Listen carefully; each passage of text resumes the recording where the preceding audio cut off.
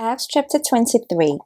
Paul looked straight at the Sanhedrin and said, "My brothers, I have fulfilled my duty to God in all good conscience to this day." At this the high priest Ananias ordered those standing near Paul to strike him on the mouth. Then Paul said to him, "God will strike you, you with whitewashed wall.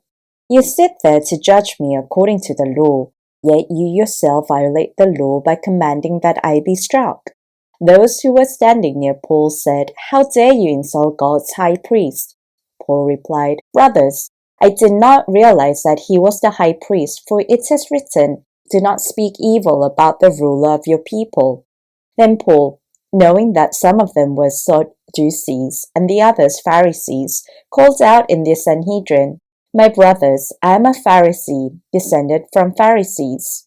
I stand on trial because of the hope of the resurrection of the dead."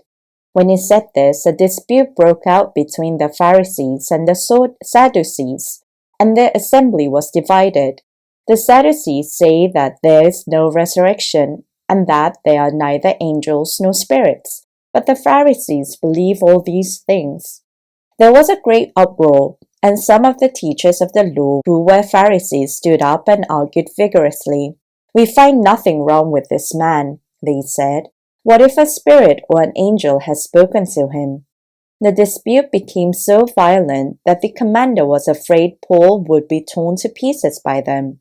He ordered the troops to go down and take him away from them by force and bring him into the barracks. The following night the Lord stood near Paul and said, "Take courage, as you have testified about me in Jerusalem, so you must also testify in Rome."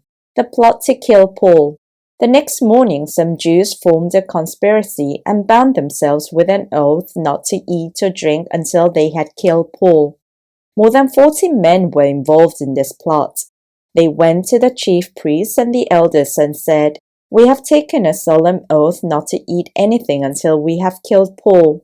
Now then, you and the Sanhedrin petition the commander to bring him before you on the pretext of wanting more accurate information about his case. We are ready to kill him before he gets here."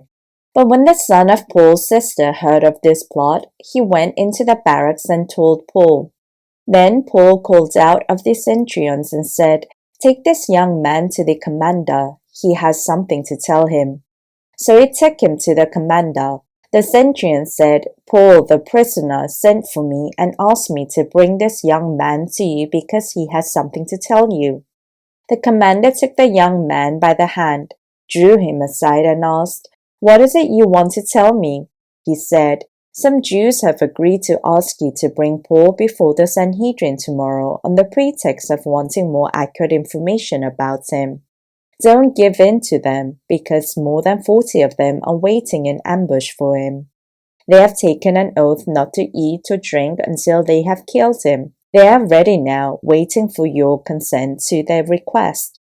The commander dismissed the young man with this warning, "Don't tell anyone that you have reported this to me."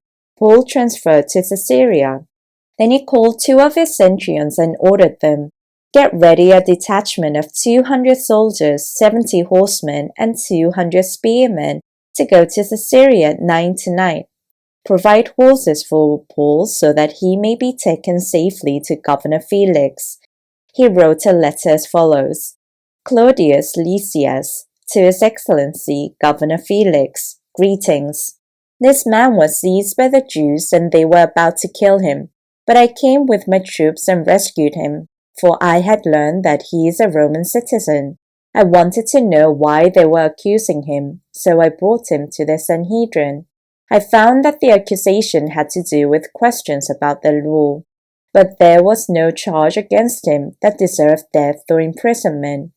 When I was informed of a plot to be carried out against a man, I sent him to you at once. I also ordered his accusers to present to you their case against him." So the soldiers, carrying out their orders, took Paul with them during the night and brought him as far as Antipatris. The next day they let the cavalry go on with him, while they returned to the barracks. When the cavalry arrived in Caesarea, they delivered the letter to the governor and handed Paul over to him. The governor read the letter and asked what province he was from. Learning that he was from Sicilia, he said, "I will hear your case when your accusers get here." Then he ordered that Paul be kept under guard in Herod's palace.